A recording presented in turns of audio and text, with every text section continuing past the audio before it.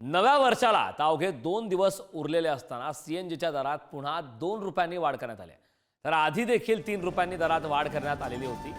निवडणुकीच्या काळात सीएनजीच्या दरात कपात करून सर्वसामान्य नागरिकांना दिलासा देण्यात आला होता. परंतु आता सीएनजीच्या दरात पुन्हा वाढ केल्याने सर्वसामान्यांच्या खिशाला मात्र कात्री लागली.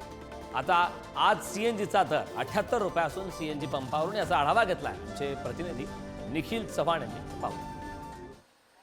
नववर्षाचं स्वागत आणि नववर्षाची उत्सुकता असताच सरत्या वर्षात मात्र वाहन चालकांना कुठेतरी खिशाला भुर्दंड आणि खिशाला कात्री बसणार आहे. आणि त्याचं कारण म्हणजे सीएनजीच्या दरात पुन्हा एकदा वाढ झालेली आहे. आपण आता सीएनजी पंपावरती आहोत आणि याच ठिकाणी पंपावरती हे सीएनजीचे वाढलेले रेट पाहू शकतोय. आजचा रेट आहे तो 78 रुपये आहे. 2 दिवसापूर्वी हा रेट आहे तो 76 रुपयाने होता. तर काही दिवसापूर्वी त्यापेक्षा अजून कमी या सीएनजीच्या दराची आपल्याला रक्कम पाहायला मिळत होती.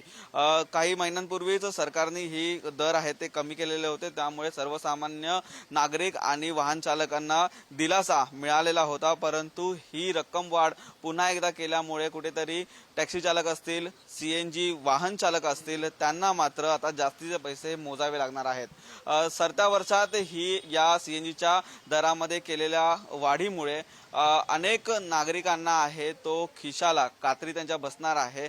परंतु या ठिकाणी हे सीएनजी दर आहेत ते वाढत चाललेले आहेत. हे वाढलेले दर कुठेतरी सरकारने कमी करावे.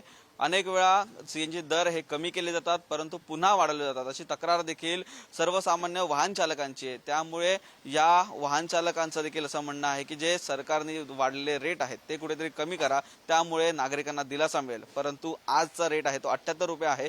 सीएनजीचे दर पुन्हा एकदा वाढलेले आपल्याला पाहायला मिळतात. व्हिडिओ समीर शेळकेसह निखिल चव्हाण, पुढारी न्यूज, मुंबई.